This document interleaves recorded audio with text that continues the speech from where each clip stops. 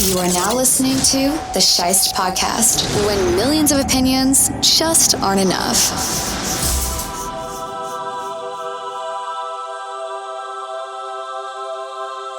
Hello, and welcome to a very special presentation of the Scheist Podcast. I'm your host, Nick Scheist, with my co-host, Vanya Garraway from Review Cinema in Toronto. We'll be taking a deep dive into the career of the legendary Roy Scheider. So join us as we go into the Scheider-Verse. It's showtime, folks. I understand you used to be in banking. If it's still 120 pounds overweight, Jimmy's got to be right. Hold your nose, we're in deep shit. Something about your face makes me want to slap the shit out of it. All right, Six. He shot a cop. I'm on the job. He's going for the bridge. Close it off. People ask me questions, and I give you answers, and then I ask you questions, and you give me answers, and that's the way we find out things. You're not Swiss, what are you? I don't go after a girl. Girl comes to me. You better help this friend of yours get off the yellow stuff. Never mind why, just get out. I have no respect for pacifism. It's a morally bankrupt belief. Come on down and chum some of this shit.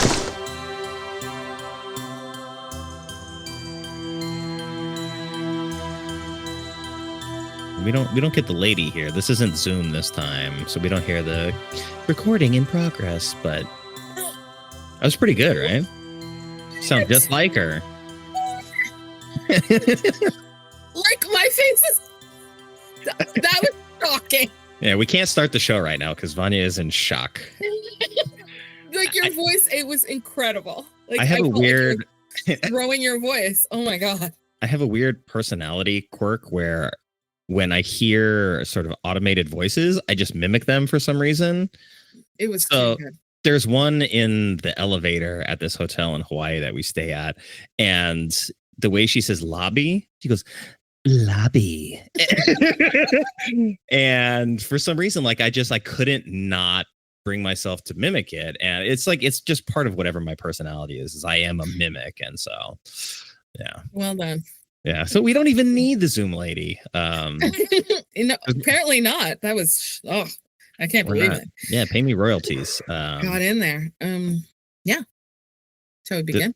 We shall begin. This is just the tip of the iceberg with Into the Scheider-Verse. So we're starting with Klute from 1971. That's right. Is Alan J. Is that Pakula? Okay. Pakula, I've heard. Pakula, I've heard. Yeah. I think Ben Mankiewicz said Pakula.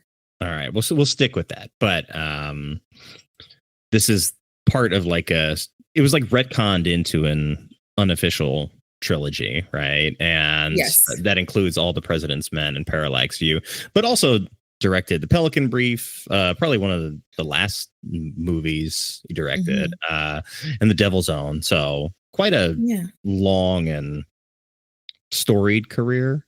Not maybe in the annals of some other filmmakers, but like a good filmography. Yeah, it's excellent. And that Paranoia trilogy, it means a lot to me. I love those films. They're also like one of the things I want to talk about in Klute is sound. They all have a similar he uses sound in a very powerful way. And in particular with Klute, there are certain tools that he uses to get across some really important information. And it's mostly in the silences of the films where then the sound ends up coming through more in a more meaningful way, you know? Yeah. Like very early in the film too, the decision to highlight the recorder playback. Yes. It's right at the beginning of the movie while the credits are rolling. So very early on, you're getting accustomed to that sound. You're sort of quietly being introduced to why the relationship between us as the audience and the recorder as not just like a physical recording device, but as like a plot mechanism is going to be important. And we're hearing this dialogue being read over the recorder while the credits are playing. And so, I mean, it's taken out of context at the beginning, but you are clearly able to tell that what we're hearing has certain connotations to it, right? We're doing a little bit of story building, a little bit of world building here in the very beginning, and it sets up, I think, the tone of the mystery. Maybe is the way that I want to phrase it. Yeah, I think that we go from what's clever about it is how it really starts is you're getting sound of like a dinner, and you're feeling like you're hearing all these like real like normal sounds that we're very familiar with on a regular basis, and then it cuts to like it cuts out, kind of, and then you hear like the recording, and then it's unsettling. And it creates that, because when you're hearing a tape like that or you're hearing only one side of somebody speaking and you can't see them, it does create like a tension as you're waiting for like the other person to respond, or when you're going to hear their next thing and you can't see their body language, and that comes up later in the film too, where you have an idea or a perception of what is happening in the space. But what's creepy about it is that because you can't see, you don't know what's going to happen next. And then when it's later used, the same tool is used in the climax, then it's really unsettling, because before you kind of start to get, like you said, you start to get used to the recordings and those silences between people speaking. But then it's used in such a more horrific way in the climax, which we'll talk about. Does it count as voyeurism, or I mean, because it's like we're observing this thing that we don't really have any relationship to. Like if someone were going to just come up to you and like place a tape recorder on the desk and start playing it without any context or any setup, you're sort of hearing this thing that you're not supposed to be hearing. And I think as the audience, like we're supposed to understand that is part of what's happening here. Is like, this is like you said, there's a natural flow of a conversation where you wait for someone to respond. And when you're only hearing one side of that, I think the implication is that this was like recorded as a phone tap or recorded in person on one side without the person's knowledge. So there's this little naughty sort of treat that is put in the beginning to let us know at least a little bit about what the tone is going to be. But because this is part of the Paranoia trilogy, sort of knowing that maybe you're being recorded against your will and that information is being played for somebody else in a way that is being used to even elicit like a sexual fantasy is like such an interesting violation of privacy at a time where we weren't just as a society like, oh yeah, well, privacy just doesn't exist, so what's the point anymore? So like this, it seems like so much more of a violation in the story that's being told. But maybe that's just me like looking at it, through a 2025 lens. No, I think it was around then too, and I do think it is like a form of voyeurism, and that's why it's like it's titillating, right? And you are wanting to know more, but the excitement is in the fact that you're not connected to it, but you're getting something quite intimate. And what's interesting too is that in that time frame, when he made All the President's Men too. So we know that tapes are integral to that story. Also, with the Watergate tapes, and that kind of surveillance, that you're seeing in the starting to crop up in the 70s, like with even like The Conversation and that sort of thing, how people can be picked up, is, it's really, in a way, when you think about the fact that All the President's Men, the Watergate stuff is like 74, 75, and then All the President's Men is like 76. Like this is like, he's like very much ahead, in Klute, it's very much ahead of that. But it is intriguing. It's scandalous, the tapes hearing the tapes like this and this information, which is intimate, is really scandalous and something that even if you're uncomfortable by, you still might want to hear. Even if you're unsettled by it, you're still wanting to kind of consume it. Yeah, I mean, in that scene, it feels a lot like Videodrome in that way. That there's just like this naughty thing that you kind of know is not right, but are drawn to it anyway. And, you know, Cronenberg is such a good filmmaker. I wouldn't be surprised if, like, you know, these influences sort of leak in over time, but it doesn't sort of mimic it in a direct way. But this is written by brothers, I think, Andy and David Lewis, who wrote a lot of like individual TV episodes. And then I think this was the last feature they wrote, and didn't really write a lot of movies. So, I mean, to go out on this one, it's a high note. Yeah. And I just want to say the sound person is Christopher Newman. And he actually worked on recorded all that jazz. So it's another connection to Roy.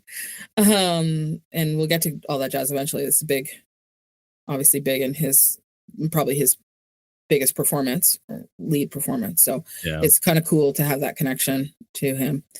Yeah. Well, you know, speaking of Roy, might as well just like get into the cast. I mean, this is Jane Fonda, Donald Sutherland, Charles Coffey? Coffey? I don't know. I can't pronounce it. We probably should have checked that. No, okay. Yeah. It's like, is it Italian? Coffey? I don't know. That's horrible.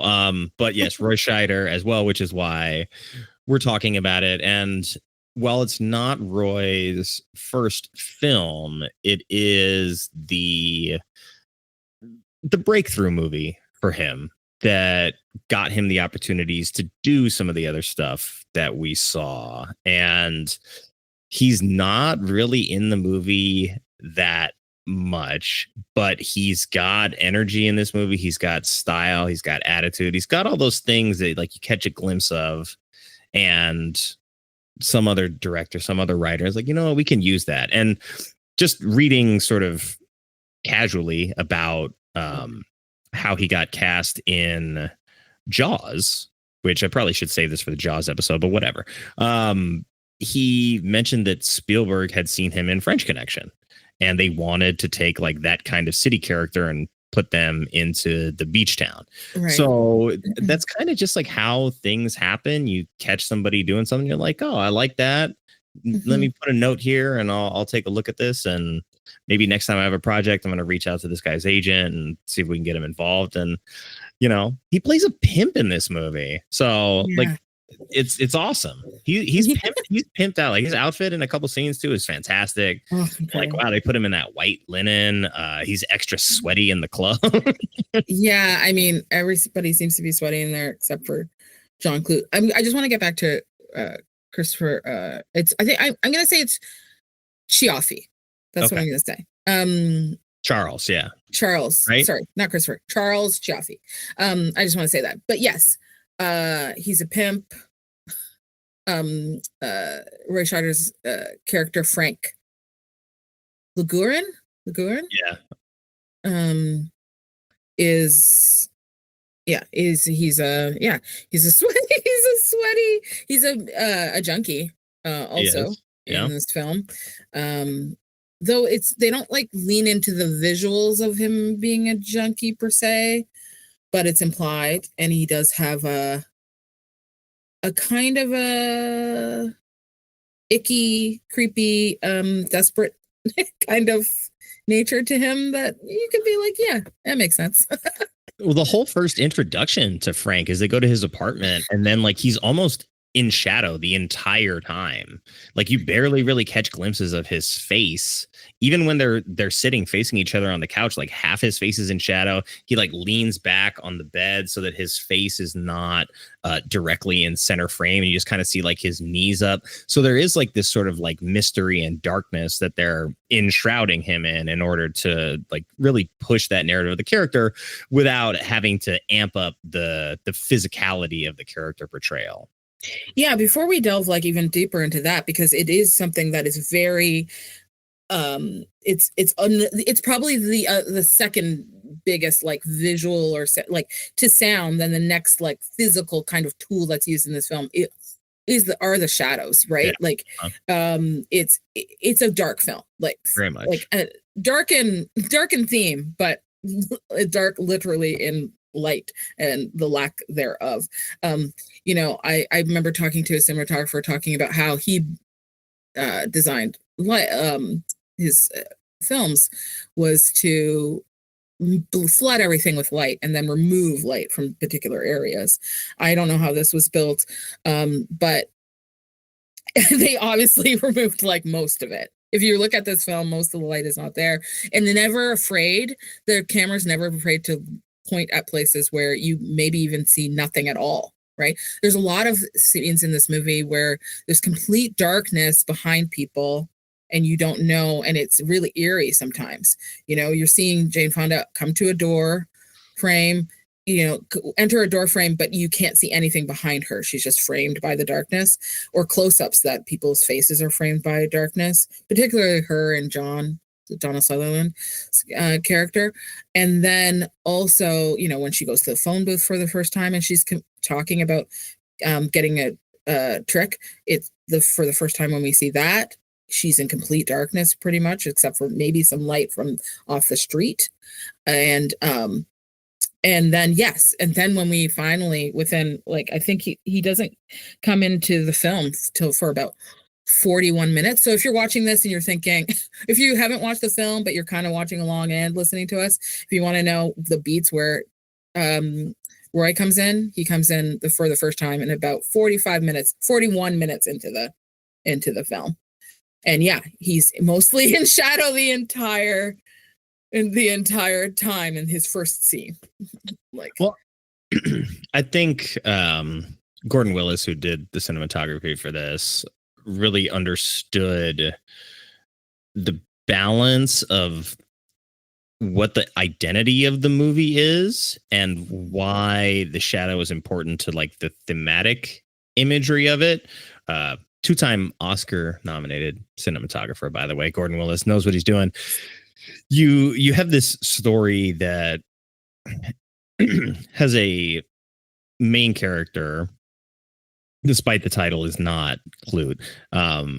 You have Bree as this character who is in a way like bridging the gap for the general audience to begin to walk on this other side of life that exists but isn't necessarily talked about or isn't mainstream. Definitely at that point, there's a lot of conversations about like being square or calling somebody a freak, or sort of like she mentions like letting everything hang out and like how to live your life and be free and not be like uptight. So like on the one hand, when you're having these two parallels, that's like light and shadow living together. Like as we walk down the street, you know, there's the shadow that's walking with us. It's like this complete other thing that sort of coexists with us. And so I love that the shadow really visually tells us as the audience that like we're going to this dark place, but we're going to do so in like a very measured and controlled way where it's not like overly actiony. It's not even like overly pornographic or exploitative in that way. Like a lot of films from the 70s like got into like big exploitation movement. So it's not even any of those things. It's all very, very measured. And like Jane Fonda is a very important piece of telling that. Like you have a character who's also like in therapy in 1971 and this movie filmed in 1970. Like that's a big thing. And to be talking about the things that she's talking about in therapy, I think that was probably what I was most taken aback by is that she's having like legitimate, real human conversations about how she feels the need to destroy this thing that is safe because she has conditioned herself to like operate in a place that is kind of unsafe because it's exciting. And I feel like it resonated with me because even if you take out the identity of her as a sex worker and she's just a person, I think there's a lot of truth in what she's saying that can get beyond like the job specifics of it. Yeah, she just felt like a real person in therapy.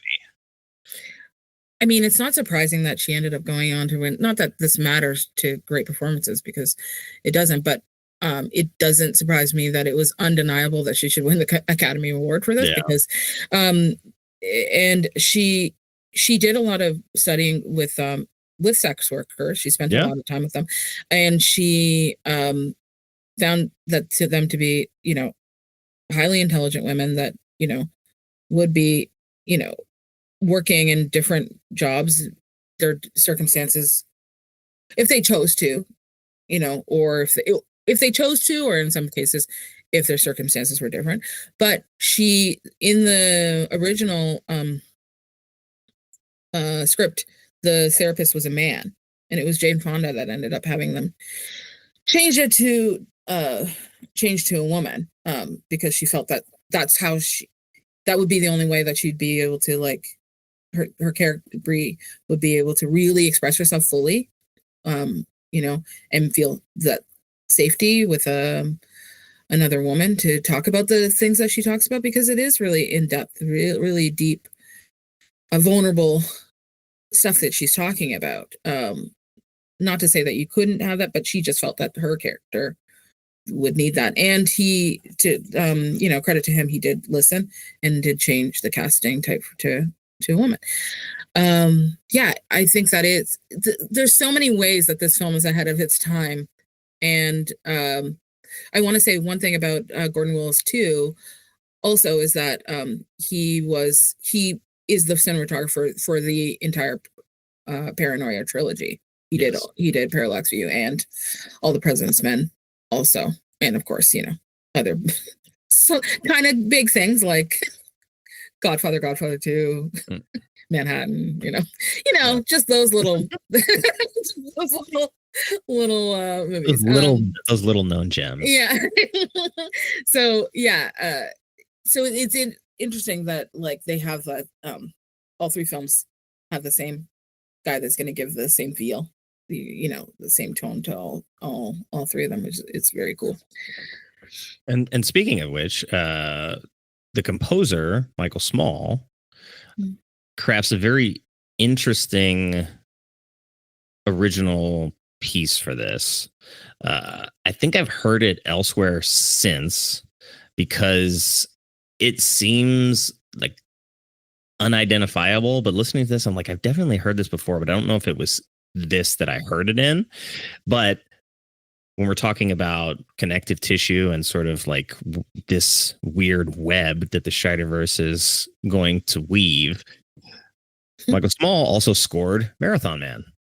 Oh gosh, yes. And did Parallax View as well. So, you know, when you find the kind of people that you enjoy working with that understand your workflow, your vibe, you can easily sort of hash out ideas together. It's always nice to come back to those people, which is why we see those kind of relationships throughout the industry. It's why you and I are doing this, because we work well together. We have similar ideas, and it's very easy for us to put things down and be like, okay, we work together well. And, you know, before I get too far away from the score, because, you know, as we're ranking sort of like the visual representation, the audio representation, the score is an element of how the film's audio is presented. But I think there's like an understated importance on subtlety in scores that doesn't seem like it is the same today. Like a lot of the scores that are the ones that win or the most memorable or that people still listen to are the ones that come with like big sweeping epics, like, Hans Zimmer scoring a Batman movie, right? Like that stuff has these big emotional swells. And like, this is very calculated, very meticulous. It doesn't even overwhelm the scenes that it plays in, which I think made it work so well for me because you're in the dark. You're in the shadow, everything's kind of quiet, and the score just kind of like creeps in and sort of like prickles the hair on the back of your neck and then gets out of there and lets you work your way through the shadow and swells up again briefly. It's not this big sort of, I don't want to say it as a negative, but like bombastic piece of music that accompanies this, but I think it's super duper effective for what this movie is doing. I agree completely, and I also think you're right. There's nothing wrong when a score is bombastic. I love that word, and I love that applied to scores. I've used that word to describe scores multiple times. Like I remember when, for instance, like Conclave came out, I was like, that score is bombastic, when people would ask me or people didn't like it. But to what you're saying, it's like the thing that I kept thinking about when I was hearing the score in my rewatch, which is, I've watched this. I don't know how many times I've seen Klute, but I kept thinking of a rattlesnake, like, because it has that, that kind of, that sound, but also you don't know when it's coming back. Sometimes when you're watching a film, you can kind of predict when it will return, but with this score, you can't really pin down exactly when it's going to be suddenly applied. And also, the score, to bring it back to who we're talking about, kind of reminds me of Roy Scheider in this movie. It's like subtle but dangerous, like he is like very subtle and is not obviously right on the surface nasty, but that he can turn on a dime and be really, really terrible, so he's really scary and you don't know, he's unpredictable, even though he seems like totally, all his posture throughout the film whenever he's on are all relaxed, very much so, yeah, right? But you don't know when he's going to pounce, kind of like a snake. He's like a snake in that way, where you can't necessarily predict when he's going to do something. And the score is very much like, they're very much embody each other. There's a lot of that happening in the film altogether, like what you were talking about with how he dresses in comparison to John Klute. John Klute's so, he's so buttoned down, and like Frank Ligourin is so not that. He's loose, he's loose like a snake. He's like slithery, he's kind of, I actually just, Nick's laughing because I actually physically made myself be like a snake, which is very funny when it comes from me. But but like he's really slithery. He's like, and at one point we do see him be kind of greasy and sweaty. And but when we first meet him, he does, there's a couple things that stand out. His clothes are quite loungy, in comparison to John Klute, who's generally, not always, but generally in a suit. And he's quite loungy, but then he gets up, he puts his feet up and he leans back on one elbow and he has bare feet, which to me stands out because as a Canadian, whenever I'm watching American shows, people always have their shoes on inside. They're always walking around with their shoes on, And whenever I see somebody in their house in a movie that's an American film and they're in bare feet, I always notice it. And he puts his feet up and he doesn't have shoes on. He doesn't have socks on. It's crazy. Like I'm just like, he is so relaxed in front of this man that he's never met before, and he knows is a cop. So that is like, that kind of behavior is, he's posturing. He seems like he's not posturing to be, but it's his overly comfortable, overly familiar behavior that says is trying to say something to John Klute that I don't give a fuck, and I'm not going to be threatened by you. I'm not going to, because I'm the snake, right? Not to get away from the score, but I just thought they're very similar in that way. No, that's a fantastic parallel. And I can confirm, as an American, I am actively wearing shoes and socks right now in my own home. And I'm in bare feet. I almost never walk around barefoot in my house. I mean, that was usually just like a thing, like, you know, we had pets and stuff, but I was like, if I step in something, I'd rather have like a sandal between me and the ground. And so that's kind of like stayed the course. But yeah, I keep my shoes on a lot. Maybe that's the first instance of, is that Canadian or American? Yeah. Yeah, which I think will happen a lot. No, I'm in bare feet right now. My feet are actually kind of cold. But also I do sometimes think, I probably, you know, wouldn't. It's probably good to wear shoes. You know, you stub your toe. Anyway, we're getting off track. But we won't get too far off track. I promise. A little bit here and there, but you know, like international relations. Anyway. Yeah. But I like what you said about the rattlesnake specifically, because I think what makes a rattlesnake intimidating is that, like, you know what the sound represents, right? But also sort of the snake itself in nature has like a natural camouflage. So part of it isn't just like what the sound represents, but like you can't pinpoint where the sound is coming from. So it's this sort of implied danger without direction. And I think as human beings, part of what helps our fight or flight and understanding like when to be afraid and when to do something is like, oh, well, there's a car coming from my left. I know not to step out into the middle of the street. Or like if a bee flies in front of your face, like you kind of instinctively swat at it, or like you walk through a spider web, you know, like I don't want a spider on my face. You get that like ick feeling to it. So I think as like human beings, we're conditioned to react appropriately to fear stimuli that is like directly in front of us. But removing that fear stimuli with a directional association puts you on edge in a way different way. And that's what we see a lot of in like the thematic presentation of Bree's character is I think she tells John at one point, or he tells her that you've reported being followed. And she's like, I can't explain it. It's just this feeling that I have that I'm being followed. So she's like walking around like as if she's hearing the rattlesnake thing all the time and can't pinpoint it. So I think that's a very appropriate description of the sound. Yeah, it's so interesting. I love that you brought that up too, because one of the things that always stands out for me when I watch this film, since we were talking about how dark it is, and then the sounds, like the combination of those two things, the darkness and the sounds that are like kind of like hidden or like creepy or creep up on you. And the fact that she says, I'm afraid of the dark.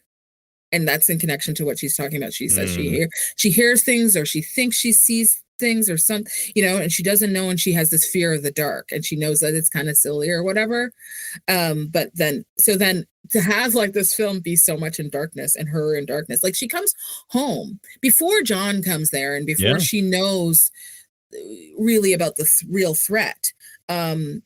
She gets home at kind of a reasonable hour. I think it's light out still. There are children on the sidewalk. Yeah. And as she goes into her apartment, she sees like the hallway and the stairs are dark, and she kind of runs up the stairs, and she's in darkness in the hallways, you know?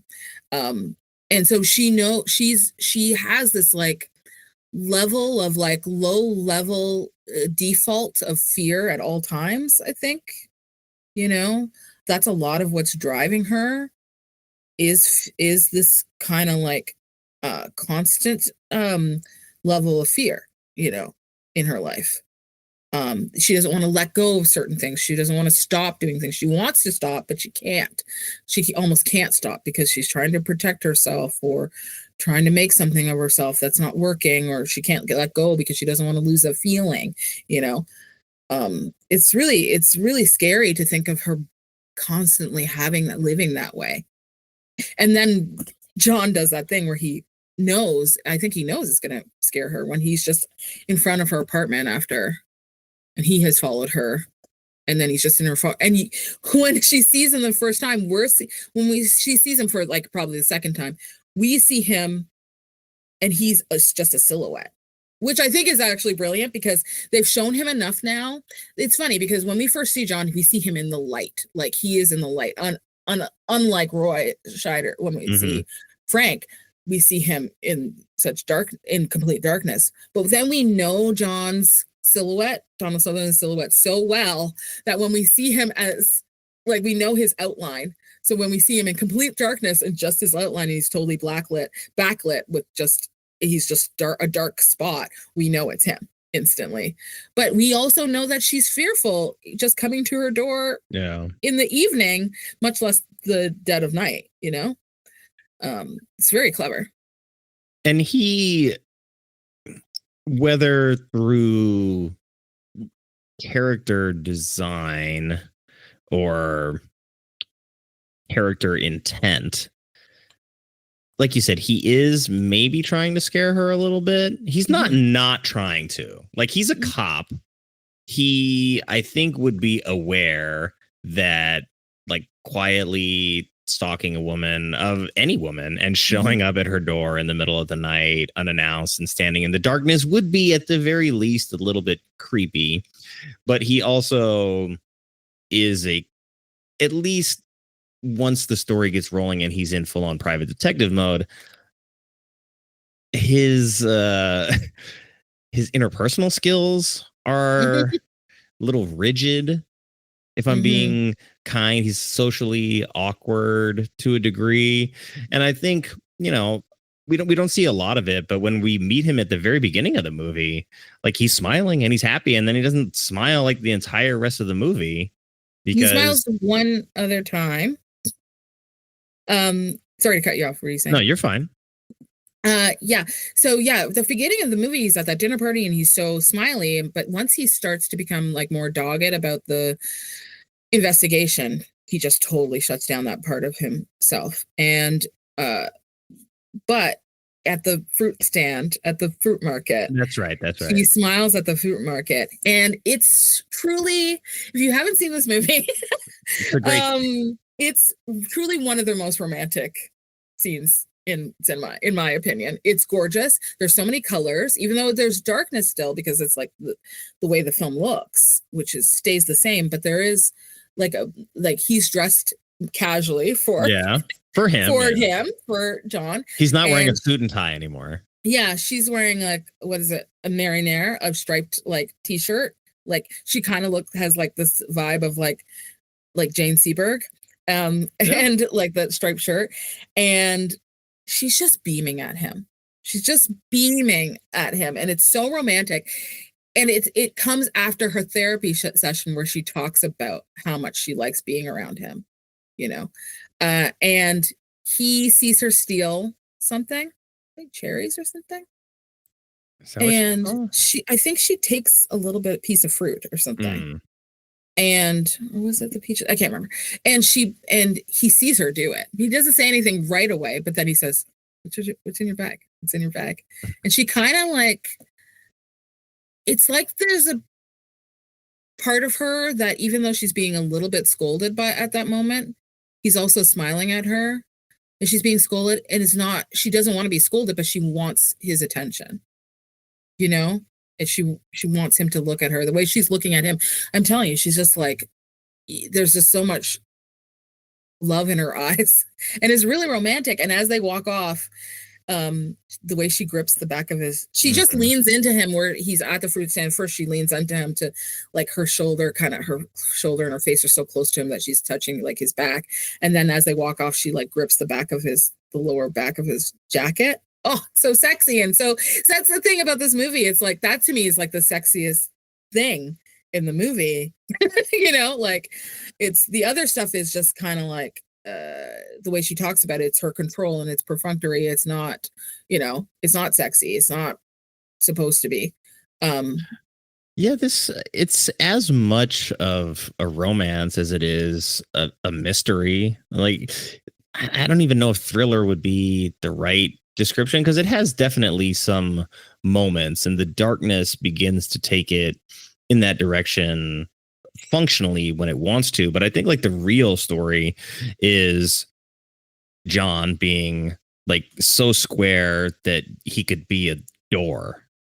And he like Donald Sutherland plays this squareness so well that it's almost infuriating how little and how unreactive he is for so much of it. But I'm like, it takes a lot of skill to be that blank for a lot of the movie. Yeah, he's rigid. And that's why it's so, when they sleep together, that's why it's so, you feel that because he's been so above board and so rigid the entire time. And then she kind of like throws it in his face, like she gets him, you know, like when she says, I knew I'd break you. Right? I will break you. No kidding. We always come back to Rocky IV. You always come back. But no, when she says, "Oh, are you upset because I didn't come? Because I never come with Johns." Yeah. It's a double hit because she calls him a John, which he's not. And his name is John. So it's effed up. That is really effed up thing to say. Basically, I don't come with people like you, you know. And it just goes against what everything he believes in kind of at that moment, which is like the exact opposite, to bring it back to our guy. It's the opposite of like Roy's character, where she has to try and break John because he is above board, because he is that guy, where Roy Scheider-Verse has Frank has more power over her,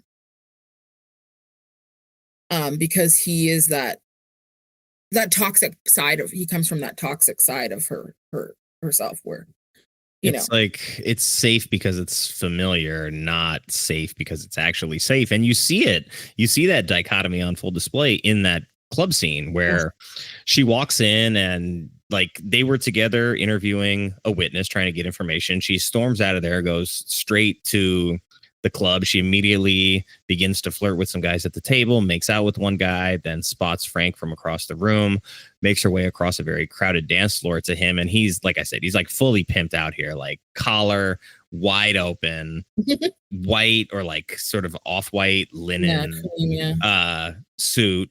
And she goes and he's sitting down and she like leans into him. And at first, you can tell that you can tell that their relationship is very strange, and that he grabs her like a handful of her hair when she first embraces him and pulls her back to like let her know this is our relationship. Like, you don't get to dictate the terms of it. And then he lets her go and she like sinks back into him and they both kind of like melt together.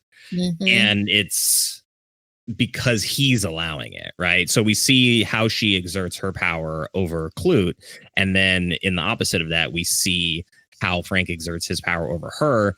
And even the way he's just like casually sitting there, he's not really like holding her, embracing her. She's just leaning on him, like on his chest.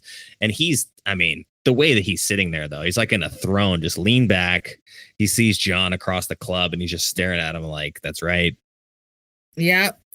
Well, even before, like the moment he clocks her in the club, I think she went and got high because she's all like, so I thought she was maybe going to Frank to get high, but she did seem a little high when she got in there. I think she's high when she gets there. I think she's rattled by the interview and what's happening with these women, and it triggers her. And I think she goes and she gets high, and then she goes to the club, and that's the only way she's going to be able to kind of throw herself back into that life where she's not as much in control of her business. And then he clocks her, and he just keeps an eye on her the entire time as she makes her way over to him. And once they make eye contact, it's like he's like a Svengali. He's like pulling her in. She's just seduced. And then when you're right, it's like there's just a space where his body is, and his arm is up again, so relaxed in his posture, legs crossed, and she just falls into him all sweaty. And he puts his hand on her, and yeah, when he pulls her by the hair, it's at first he just lets her fall in, but then that pull on her hair is so aggressive. It's so mean, and then we get to see his beautiful. We get to see his beautiful profile because Roy Scheider has the best profile. And he, and when she comes over to him, he's looking at her so intensely, like he wants her, like he could take a bite out of her. But then that switches really fast when he pulls on her hair. It's like goes from a softness of wanting her to be there to saying, yeah, I own you. I own you. You're mine. And you've come back into the fold, Very and he yanks, and it looks, and you can tell by her reaction too. She's like, kind of like, taken, she knows. And then she just kind of gives into it. And then remember, he starts to stroke the side of her face. He's stroking her side of her face. She's like a cat who's like who has finally submitted to him. The way he's like brushing her face, brushing her hair, and he smiles. He smirks at Klute. He doesn't just look at him. It's like a brilliant performance because it's all these little like layers of subtlety that build to something that is in. He doesn't have to flip out. He doesn't have to hit her. He doesn't have to really like be like that cruel to her. It's all in there. He's cruel. He has ownership of her. He's dehumanizing her. He's treating her like an animal. He's behaving like an animal, and he's asserting himself to Klute, all without speaking, all with body language. And he does smirk at him and lets him know that he knows he's watching, and all without saying anything. It's a brilliant performance. Like from the entire scene, he owns that scene. Like she's incredible in it too, but that is Roy Scheider's scene, like completely. Yeah, I'm glad that you mentioned that there's no spoken dialogue there. Not one bit. It's all physicality, and Roy comes from a stage background, so he understood the value of being able to present himself in a way. So I think when you mentioned like sort of his presentation as a snake, like I wouldn't be surprised if like his own interpretation of this character was a little bit like that, right? Because you can hold a snake and not necessarily gonna bite you, but I mean most of the sort of what am I thinking? This is not the right word, but I'm gonna say residential snakes. Domesticated snakes. Yeah.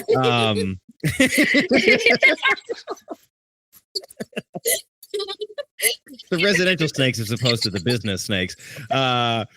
Like boa constrictors and pythons, like they're fairly docile with people, right? Yes. Because they know that you're not a threat. But then when they tighten the squeeze, when they feel like, hey, this is prey, everything is very tight. And so I think in that little moment right there, he's docile, he's soft, she falls into him, and then snatch, like, he pulls her head back. That's the constricting of the muscle. And then like, oh, okay, well, you're not prey in this moment, but I want you to know that when I decide that you are, and then like relaxes that muscle. And so it plays so well. If you just take the scene with her and Klute at the fruit market outside, and that one with her and Roy, man, they played so well opposite one another. And I didn't want to forget it because I think those are probably my two favorite scenes in the movie. And so when they're at the fruit market, like you said, she's beaming, but most of the time that they're there, it isn't like what you would see in a romance or rom-com where they're like walking side by side and laughing and chatting.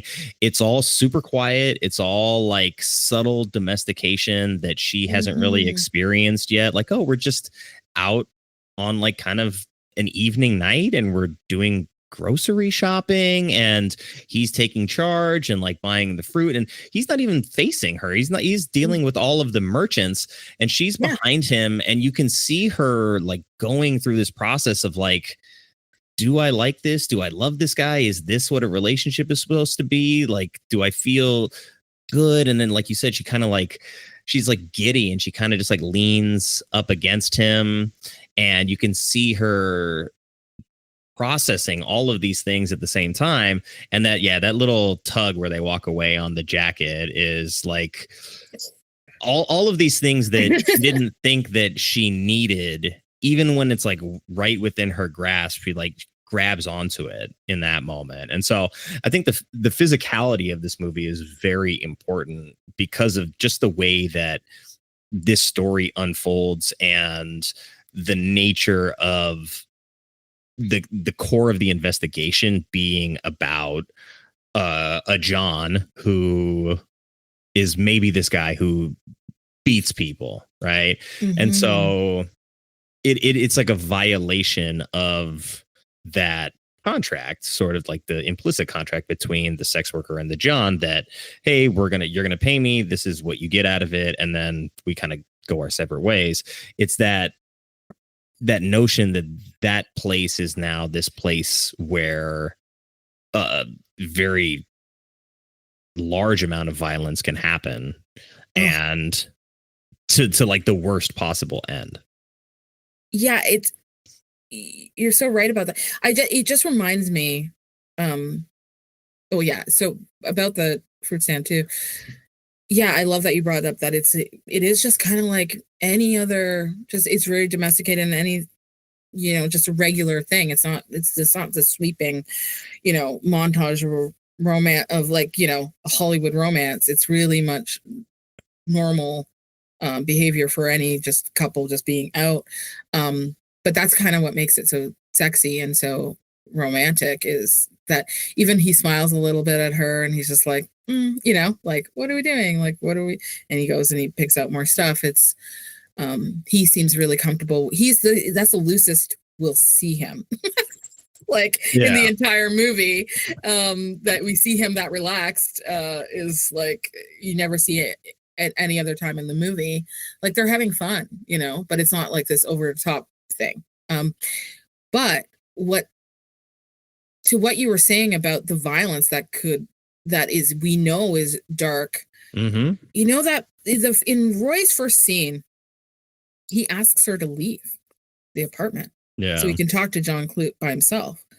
Like, I feel like that's kind of messed up in itself, because he doesn't want her to be able to deny anything or fact check anything that he's saying to Control. John. Yeah. And he double speaks about so many things. He doesn't speak in any straight way. Like, he pins it on somebody else. Some of the details he pins on someone else, right? He's like, it's not really about him. It's kind of about him, but not really. Like, it's just, he's never, nothing is direct. He's like, what's that guy? I can't remember. Not gonna even try. But take me too long to figure out, and then we'll be sitting here in like silence. But you can just see that everything he's saying, and John hates this man. Like almost instantly, he doesn't like him because he can see that it's everything that he's giving him is nonsense, bullshit. And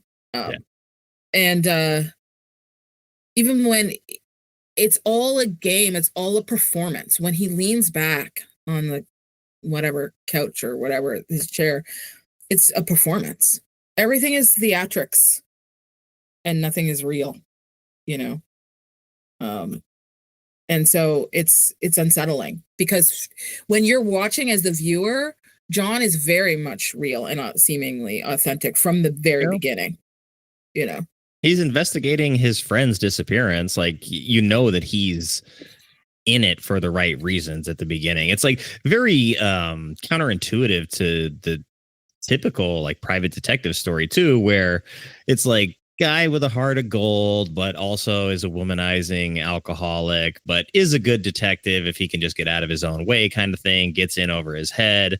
So many private detective stories kind of use that same plotted path. And in this, for him to be a cop who is now either working privately or has resigned from the police force or he's on leave or whatever to investigate this case, and to do it in the way that he does, sort of while being manipulated at many turns along the way. Mm-hmm. It's a very interesting portrayal, and that's why I was so confounded by Donald Sutherland, because on the one hand, like, the movie is named Klute.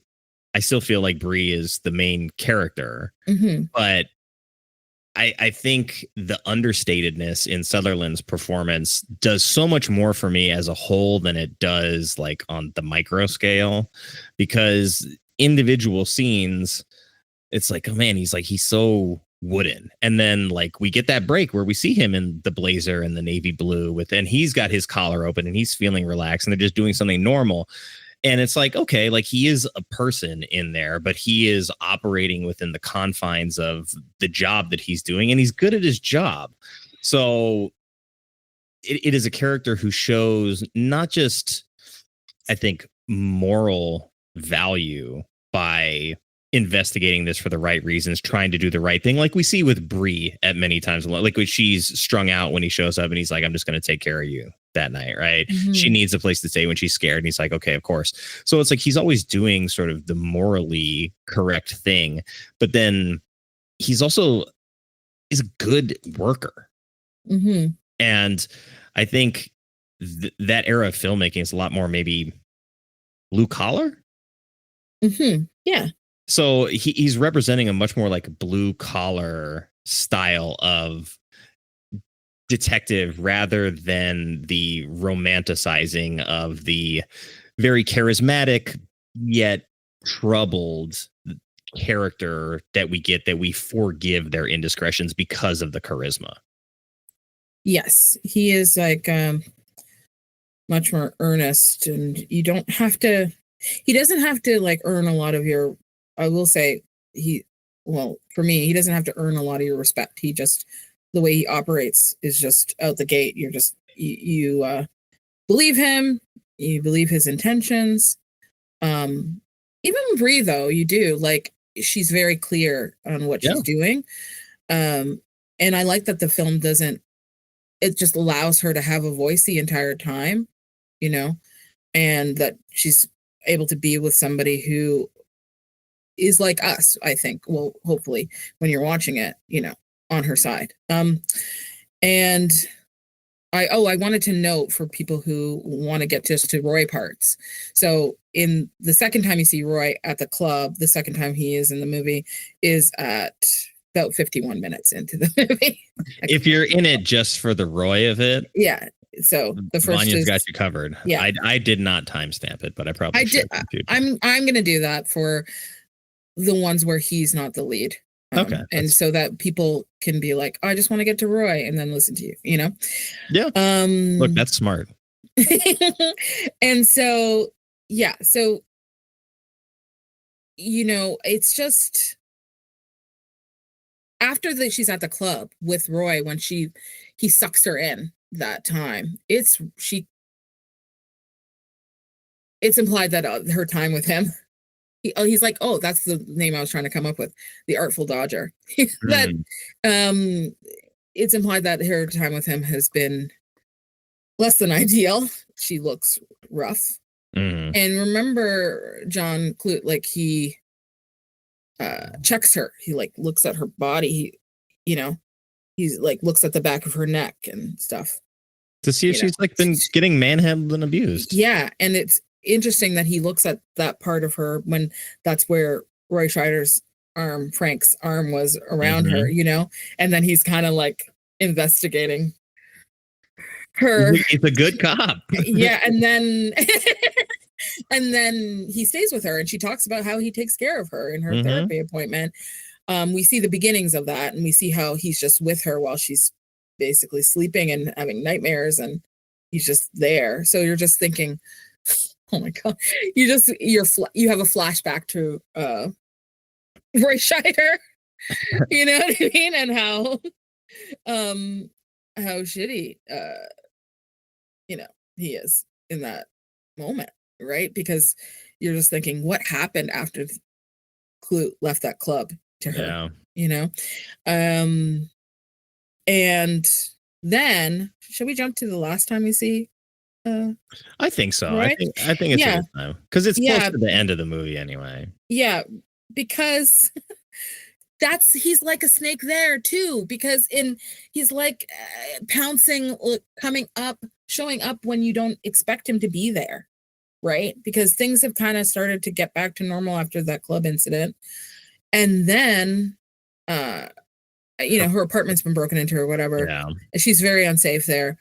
But then when John shows up and she's packing her stuff to leave, you don't see him right away, and then suddenly you do you hear him first or do you see him? I think you might just hear him for a second. Yeah, I think he's off camera at first, and he like walks up to the coffee table where she is. Yes, he comes out of the shadows, basically, like he's slithering. Slithers. He's suddenly there. Even his clothes in that point look like scaly. He's a little tropical, I think, right? Yeah, that blue patterned shirt, but then he has that like gray kind of blazer that's speckly, he just kind of shows up. You're not that her apartment has been relatively a safe space, seemingly. Yeah, it's been because the membrane of safety has always been precarious at the apartment, and then it's finally been punctured. Yes, because but John has been around and he's been downstairs and he's been around. So you're feeling like, and that's where she came after the club incident. So you feel like, oh, well, maybe, she's come back to a safe place there. But then after it's broken into, and it's been punctured in that way or like violated. Yeah. Right. That feeling of somebody being in your space. Yeah. It's such an icky feeling. Yeah, there's been a violation there. It's not surprising, but it's also really unsettling to see Roy Scheider there, to see Frank in her apartment there. It's almost like you feel like he doesn't even know when you see him in the other scenes, of course he does know where she lives, but it feels like he might not know where she lives. But then when you see him there, you're like, oh God, he knows, like he's there. How is he there? It's really unsettling, and he is unsettling, and he speaks for her. She's barely speaking. This is a woman who, when she was talking to John at the beginning, she just like dressed him down. Just he could barely get a word in without her speechifying and telling him what he was thinking before he even was able to say it himself, implying a lot of things that he was thinking. She wouldn't stop talking, and now all of a sudden Frank is there, Roy. And she's barely saying anything. And he's like, we respect you. You got to respect, Bree respects you. I respect you. He says we respect each other. And I'm thinking, well, Klute does not respect you. But he's like, and then he says, you got to respect, you got to respect Bree. Just the way he's talking to Klute is very smug. And very placating. Yeah. And he's just so... Roy plays it so smarmy. He's so confident in that moment and so sure of himself and talking down to Klute, but pretending he's on his side and pretending he cares about Bree. Yeah. And he's so good at it. Like it's another shift, like, from trying to be laid back and like, oh, I'm not really the bad guy, to showing, oh, I'm very much the bad guy. To the third time being like, we respect each other. He's like always switching, moving the goalposts around all the time. And I think Roy plays it brilliantly. I mean, he does. And I think also what we see from Bree's character there is sort of like classic victim of abuse behavior, and that, oh, well, like over explaining away why this thing needs to happen because the abuser is right there with you. Like, well, Frank thinks it's a good idea that I go here, and like I'm just going to go to my friend's house, and like she can't stand up for herself in that moment to Frank, even though like it's probably the safest time in her life where she could stand up to Frank, given that Klute is there. But John, being the assertive type that he is, takes it upon himself to bum rush Frank. I was like, oh, I did not see this coming. And then it's shot very tight, so you don't really have to choreograph like a fight scene here. Mhm. But he kicks Frank's ass, and then does he throw him down the stairs? You can't really out of the apartment. Yes, and you can't really tell like exactly what has happened, but he manhandles him. He does. And then she runs. I think she does try and run after Klute because he does take off anger. I think because at that point that like Frank brings out the worst in Klute. Yes. And the thing about it is that Roy Scheider plays it in such a way that you understand. You can feel how he could make somebody like Klute, who is so pulled together and so straight-laced, you can see how he could push him to the edge there. Like, he plays it in such a way that you're so uncomfortable with him, and so he's so infuriating because he's not screaming, he's not vulgar, he's not doing anything, but he's so patronizing and aggressive, really, that even though it doesn't seem that way, he is being aggressive. That you can see how somebody like Klute would snap, even though they're usually so measured. And then I think she tries to go after him, but he's not there. And then we end up in our climax. Yeah, I guess for me, heading into sort of like that final stretch of the story, I was like, this guy's creepy. He's dirty. I'm not surprised that Peter ends up being the guy. Yes. But also that's Charles Chiaffi. Yeah, exactly. So I was like, we keep seeing, there's a scene earlier that seems a little bit out of context, but like he has one of the tapes that he's listening to, and he's alone in his office, but it's the first time, not the second time. The second time, I think it's pretty clear because he has Klute come in and talk to him about the investigation. And he says like, oh, I need to do like A, B, and C. I'm going to go back. And then he like closes like a remote controlled wall in his office. And it has like the moon landing on it. For some reason. And I'm just like, well, I guess, at this point in history, the moon landing was only like 6 years before that. It's a big achievement, I guess. Maybe corporate culture or guys that fancy themselves high ranking corporate officials really aspire to like that kind of lofty ideal. I'm like, I don't know. It's putting me off a little bit, but then he kind of like listens to this thing in private in a very creepy way, where I think it's made clear to us as the audience that it's him like before the reveal of it being him happens, which it disarms the mystery, but I think it reaffirms my inclinations that the mystery is not, it's more of a romance than it is a mystery. It's just a dark romance that happens to have like these thriller and mystery elements in it. But I don't know how you felt about that. I definitely think of it as a thriller, but I do see that it's like, I feel like it's a thriller romance. People wouldn't call it that. Yeah. You know what I mean? Like you call like a horror comedy, and people don't really talk about thriller romances, but if there is one, Klute's it. Yeah. And it's not a romance in the sense that they're going to run off and be happily ever after. It's about that two people entered each other's lives and changed each other's lives, and it was through a love that's there, no matter what that becomes eventually. Yeah, because it's like I didn't necessarily feel that the film was thrilling throughout.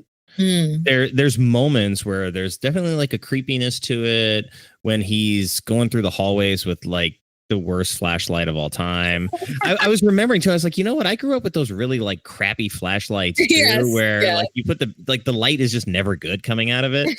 And I was like, was that just like what flashlights were back then? You know, now it's like I have like a tactical flashlight, or I can see like up to 2 miles away with that thing. You're so like, right about flashlights. Because I remember watching I remember watching X-Files, being young and watching X-Files for the first time, and I remember saying, "Wow, Mulder and Scully have such great flashlights. They're incredible." And I remember my family members being like, "Yeah, man, like flashlights." It was like, I guess the FBI is really shelling out for those flashlights. No, I always wanted one of those big like rectangular ones. Yeah, the ones, with the handle. It's got like a car battery on the bottom of it. I'm like, I'm gonna see everything in the dark with that.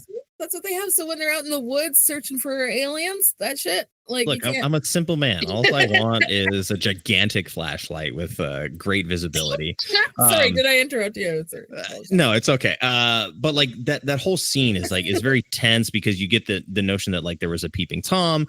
There's sort of these other moments where you see the side of Peter's face or his hand reaching out. So there's always this implication that somebody is watching, but it's not necessarily a thriller in the sense that like you have these thrilling sequences that are like raising your heart rate. It's kind of like a steady progression upwards, but then by the time we get to the scene in the movie with Peter and Bree in the darkness of the knitting factory, the garment factory, oh my god, and like she sees him behind the plastic, and it's like, so now all of a sudden it's like I'm tingling. It's like, this isn't good. And exactly. Oh my god, like that scene is just gnarly. I mean, I don't know how else to put it. Like her portrayal in that moment, it's so much. Can I go back for 1 second? I just want to clock for people who want to know where Roy came in last. He came in about, and the last time he shows up is about, give or take a minute or two, an hour and 30 minutes into the film, and that's his last scene before he's gone. Okay, so yes, it's blood curdling, right? People use that term, but it really is like feels that, and I think, Nick, it's the culmination of everything we've been talking about. Yeah. The sound, the darkness, the dark shadows, you know, the tape recorder, you know, all of that, the absence of sound and the absence of light, and the sound where that it is in there, and like the menacing and the score, all the things that we've discussed this entire time all comes together in this one scene, and it's like it reaches like it goes from paranoia the entire time. Is this real? What is this? Where is this coming from? To suddenly becoming terror.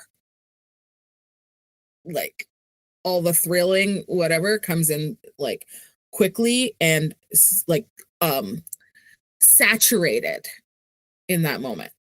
Yeah, no, that's a great point. And you know, we had talked about snakes, maybe for better or for worse, but in talking about the sort of domestic snakes, like the constrictor, like you don't feel it constricting until it's really sort of squeezing the life out of you. And that's kind of what this feels like. You know, I talk about like it didn't feel like this thriller that was meant to have these high peaks and low valleys, where it's like car chase and now resting moment, right? Shootout, resting moment, running from the killer, resting moment. This was just like this slow, steady tacking on of little things here and there, this slow upward progression to the point where we get to that scene, and all of a sudden it's like all those elements are creating so much pressure in that moment that it's like squeezing the life out of her, and you see it, like she's sobbing, like snot just like pouring out of her face, and the just like sickening realization of the calmness of Peter in that moment, and him trying the same kind of like bullshit that we hear a little bit from Frank, and that like, well, I'm not a bad guy, like I've killed 3 people but I don't consider myself a bad guy, but just like circumstance led me to this, and like the slower calculation, because she's got to know when she sees the dude behind the plastic sheet in the dark warehouse that this is not good. and that this is most likely the guy that has been stalking her. And given all of the circumstances, he's probably going to kill her. But she's trying so hard to like appease him, to work her way out of it. And then that moment where it's like there is nowhere else to go. It's like, fuck. Well, it's interesting that you say that too, because she actually, she doesn't have the benefit of being high at this moment, but she is drawn in the same way that she walks into the club towards Frank. She's walking through the garment factory in the same way, like where she's like heading towards something that is not good. She knows is not good. Like when she was walking towards Frank, she knew what that was going to end up being. And when she's walking towards Peter, it's the same thing, you know, but she knows that it could end in being fatal. And then they use so many of the tools, the visual tools that were used throughout the film, like the close-ups of the back of somebody that takes out the light from half of the lens, and then you're seeing her, and she's like, everything around her is darkness, and she's just framed in, her face is just framed in light, and there's like a close-up of her where like whatever is in the foreground is like gone to darkness. We know like it's a part of his body, but we know he's standing there and taking up, you know, part of the frame, but she's lit just enough perfectly so that we can see her entire face, but nothing behind her. Oh, it's brilliant. How that all, like all the little tools that we've seen are just like stitched together for this like perfect, you know, climax. Oh, and then that tape, hearing the tape and what we were talking about before with the silences and hearing one side of thing, and then hearing, you know, suddenly hearing a voice, and we're familiar with it. And usually what we're hearing is Bree saying, you know, things that we know are a performance on her part, but they're like sensitive things, you know. They're trying to coax somebody or titillate somebody, get them aroused or whatever. And so it's not that big of a deal. It is awkward and uncomfortable or voyeuristic, like you were saying. But now we're hearing a conversation that is turning darker and darker. And then we're hearing suffering. And the unsettling thing is we don't know what's happening to this person, but their screaming is so horrific that we can only imagine how terrible it is and what's going to happen to her in that moment. Yeah. And I feel like we've scared ourselves by talking about it. No, I mean, it's super effective because so much of what the movie is asking of the audience is to, well, not just asking of the audience, but trusting the audience to do, is to fill in the blanks with the things that are frightening to you as the viewer of the film. So by the time we get to that setup, and it's like we just have to imagine what's happening on the other end of that recording. Like, right, we're seeing the flashback in our own imagination. And so we're seeing what scares us in that moment rather than seeing what the filmmaker thinks would scare us. And it's an important distinction because the kind of hand-holding has just become kind of the norm now in movies, to the point where I've seen films that have done it like a decent job of not doing it, and then all of a sudden we'll be like, no, we're going to do it for you anyway, just in case you weren't paying attention because we know you might have been on your phone, kind of thing. And it's like, it's super weird. So to just like trust that the audience is going to pick up on the cues and react to what they're seeing from her, like that moment on the recording where she's like, no, I remember you, I remember. And that's when it's like, oh crap. So it's like she's scared on the other end of that because she knows this guy. Yes. And she knows it's the guy that almost beat her to death. And so like we're sort of like having to react to her piecing it together and absorbing the fear that she must be experiencing in that moment in a way that isn't shown to us directly, because we're also, we're seeing Bree, and Bree is also the audience for this recording at that moment too. So we're more like in line with her experiencing it, which it's a very clever tactic to drill that point home at that point in the movie. It's really effective. Yeah. So there it is. There it is. And then he jumps out the window, or maybe is thrown out the window. I think he jumps, right? I think he jumps. I'm caught. Because, I can't outmaneuver my way here. You know, Klute's a big, strong guy. I'm not going to win this. So he's with the gun. Yeah, exactly. So he bows out. And then like we kind of get the happy ending, but I love that it ends with that one last phone call in the apartment too. And do you remember what she says when she is in that conversation? She says she's going out of town. She doesn't know if she's going to be back. Mm-hmm. But you know what else she says? I don't know. She says, "How is Roy?" And I think that, I mean, come on. Yeah, well, that's a great way to end it. How is Roy? He's great in this movie, is what he is. Exactly. She says, can you believe that? When we watched it from this perspective, knowing that we're focusing on Roy Scheider, and she says, "How is Roy?" I was actually emotional because I was just like, oh, I just thought about, like him being gone and Donald Sutherland being gone. It's like, I was just like, oh, how is Roy? But yeah, you're right. He's perfect in this movie. Yeah. Wow. The power of Roy Scheider as a supporting actor is incredible. And we'll see that when we. Yeah, we're going to see that several times, at least half the time, I think, probably through these movies that we're doing, at least if we plotted our path accordingly. Do you want to go to the mailbag? Yeah. What's in the mailbag? No, can I? You should have said it. You should have done it. You did rock face like you were doing it, but you didn't say it. I did. You went too fast. Oh, all right. Next time. We'll work it out. We'll work it out. Yeah. Time it. Okay. Yeah. So in the mailbag, let's see. What do we have here? Okay. Hold on. 1 second. Oh, nice. This is a great question. So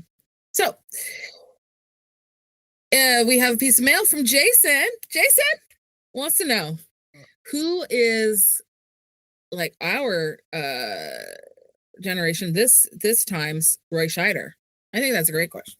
Who's the guy? Who's that everyman? Who's that I once made a video about Roy Scheider when I screened Marathon Man, and I said he's Hollywood's boyfriend, he's Hollywood's husband, he's Hollywood's brother, because I was leading up to him being a brother in Marathon Man. But what do you think? Man, I had such a tough time envisioning this, and I'm like, okay, well, who's like in the young prime kind of range for this? So like physicality wise, I started thinking like, okay, do we have any like New Yorkers that are maybe like becoming the new Roy Scheider, even though he's from Jersey, but like city guys, right? Sure. And I think he's just like cut from a cloth that maybe is not manufactured anymore. Yeah. You follow that analogy? Yeah. But I think I've seen maybe glimpses in like a Miles Teller, but he also takes a lot of like big blockbuster leading man type of projects where I think he's better when he's doing more reserved, quiet stuff. He's a little bit more pretty boy than Roy. Right. So like the real answer for me was Barry Keoghan, but like Barry, because he's Irish, right? Yes. He's not coming from the same kind of background, but I think from like a roles perspective and from a performance perspective, I feel like it's a little bit more appropriate. And he's coming into his prime right now too, where he's like, I don't know, he's probably 30, early 30s. I'm not going to look it up. But we saw him in Killing of a Sacred Deer like recently, and he's playing like a kid in that movie. Sure. And there's another one I think is maybe American Animals, I want to say is the name, where he was also playing like a high schooler or something. In Saltburn, he's a college kid, but I think he's got to be late 20s to early 30s. So he's just getting into the point where he's like entering like his adult career fully in the way that like Roy Scheider is. And so I think we might be able to start seeing that stuff from him. And he's a great supporting actor too. Yeah, I like that answer. I thought at one point, there was a point where I thought, I don't think I think it anymore, where I thought maybe it was going to be like somebody like, Adam Driver would be like, that kind of guy. But I don't think that's his trajectory any longer. And I feel like you kind of have to have like that kind of, you don't have to be like rugged like him, but there has to be somewhere where you can like play any kind of character almost. But you could be a villain, but you can also be like earnest, like Martin Brody, and you don't have to. I'm not trying to pick somebody that's going to be exactly like Roy Scheider, because he said about himself that he could play like almost like any, like he can play multiple ethnicities too, like too, like he said that he could do that. And I'm not trying to pick somebody that looks like has his look or anything like that, but just their acting chops, and somebody that I think is going to blow us away like they would blow you away with All That Jazz down the road. And I think that person is probably Jesse Plemons. Ooh, that's a good choice. Yeah, because because he can be really nasty, like we saw in this movie, like he, the way he was in Breaking Bad.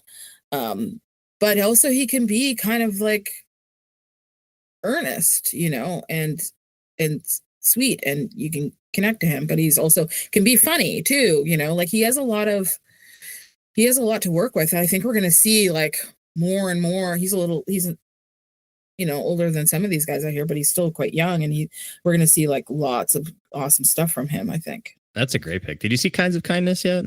I haven't seen Kinds of Kindness, and everybody says he's awesome in that. Great vehicle for him, but also like I think he too sort of like doesn't quite have like the Hollywood leading man stereotypical looks, but it's like he's an ugly guy, so he'll miss out on jobs where they're looking for like the pretty guy, but that'll open the door to him being the lead in some smaller stuff and taking on a lot of supporting roles, like similar to Scheider's trajectory. So I think that's a really good pick, and a guy who I'm always interested to see what he's working on right now. Him and Barry, it's like if they're in something, I definitely want to see it, because they choose their roles in a way that sort of fascinates me.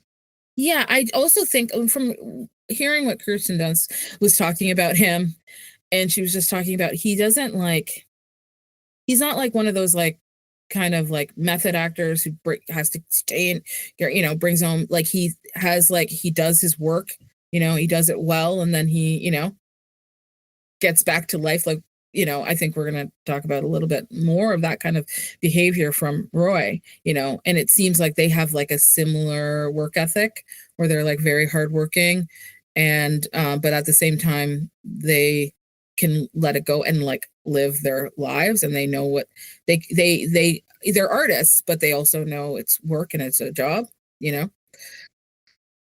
Very Klute of him. Just good at his job, but then when it's time to let it hang, he can let it hang. Okay, I've got one for you, which I feel is a good question, especially because I know you're a big Showgirls fan, and sort of like the reappraisal of that. This is from Nina. It says, was Bree Daniels a proto-feminist character, or are we just looking at her through a 2020s lens? No, I think she was. I think that even I don't know the direct quote, but I think even Pauline Kael said that she was like was going to be one of the great feminist characters in cinema, and specifically feminist. So I don't think the film in general, as far as stylistically, like aesthetically, stylistically, thematically, and then through the performance of Jane Fonda was ahead of its time. And so, oh yeah, we actually caught up to it, you know.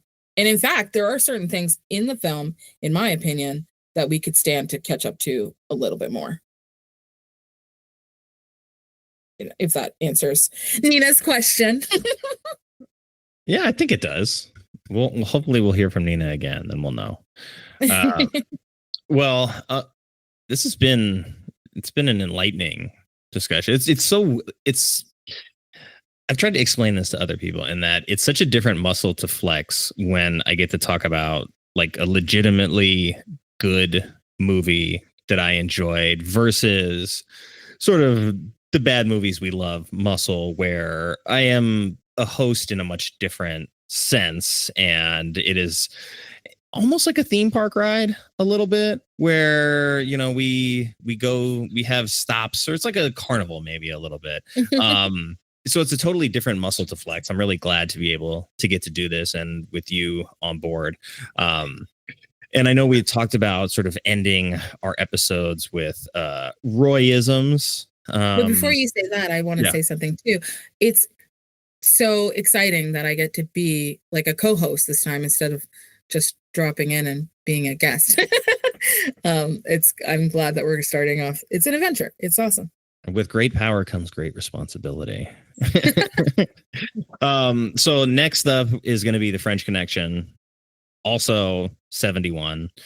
So we're going to stay in the same year, and I'll probably, when I do the outro, I'll put that reminder in there too. But just in case I forgot, I want to make sure that I mention that we're going to go chronologically through the movies that we've selected. I don't think I'm going to tease all of them too far in advance, but it'll give the people to listen a little bit of a activity to guess what's going to come next down the pipeline. So we've got some stuff for you, though. We've got some stuff. Of course, we're going to cover the big ones, but we've got some other ones that are on the list. And yeah, one of the things we wanted to do is we want to close out with some Royisms, and you found a great quote by Roy Scheider that I want you to read, and then we're going to go and we're going to hear from the man himself via audio clip, and that is going to close the show. Okay, sure. In keeping with some of the kinky themes that come up in Klute, I thought that this might, and you take it for what you will, but I thought this quote from Roy, from something he said in his true life, he said, "You read a lot about movies with budgets of 25 to 30 million. Hell, if a studio can piss away that kind of money, why not let them piss on me?" Ugh, what a gift of a man. Right? So however you want to take that as far as kink is concerned, that's up to you. Yeah, but he makes a great point, and like those numbers have only increased. So like I don't begrudge an actor wanting a little golden shower in that regard. Hey, shit, people got bills to pay, you know. I was trying to avoid saying that. It's fine. If they listen to me talk at all, they know we're not too far out of the gutter. That's true. So it's always right there. Me either. Okay. Let's see if I can accurately pull this clip time-stamped. Roy, why this? Why New York now that you can afford a big house in Malibu Beach? Well, I'm afraid I might like Malibu Beach all too well. I could have a wonderful time there. I'm a terrific bum. I could lie in the sun all day. But I don't think it would feed me as an actor or as a person.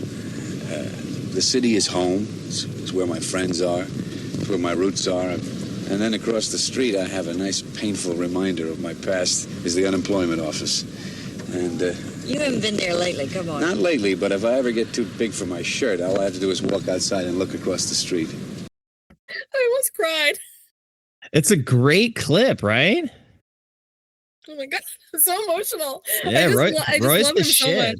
Yeah, he's so cool. If I'm ever too big for my shirt, oh my god. This is why we love this man. This is why we decided to do this, if you're wondering. He is. There was one of those things going around online maybe like a year or two ago, and it was like, oh, if you could have like dinner with like 4 people, and he was one of my 4 people, and this was well before we ever planned this, and I was just like, I don't know why, like I would just include him in there because I think he's cool and I'd like to hang out with him, and you know. Mm-hmm. I think the more that I've learned about him in doing research for this show and like listening to interviews and reading about it, I'm like, oh, wow, I think this was actually a good investment. If he was at dinner with me, like we'd have a great conversation. Yes, I agree. And the way we get along, imagine all of us being at that party. Oh, man, that'd be so much fun. Oh, yeah. Well, yeah, this has been fun. We're going to do it again. We'll schedule according to what we can fit in, but if you're listening to this, don't plan on necessarily regular releases because we both got work to do, but we want to get together to make sure that we do it for ourselves and do it for the people that are going to listen to this. So, and do it for Roy. Do it for Roy. Yeah. R.I.P. big guy. Thank you for tuning in to this special presentation of the Scheist Podcast. I hope you had a good time with us, and if you enjoyed it, please subscribe to the show and leave a rating and a review. We would really love to hear from you, so you can email the show at nick@thescheist.com, or you can reach out to me or Vanya on social media. If you're in the Toronto area, you can check out Vanya's Paid in Sweat program and more at Review Cinema, and if you're not in Toronto, you can check out her writing at thatshelf.com. And make sure to check out the whole lineup of shows on the Scheist Podcast Network, including Kunked, Hers, His, and Ours, Ex-Friends, and Bad Movies We Love. Links for everything is in the show notes for your convenience. So until next time, be kind to yourself, be kind to others, and take care.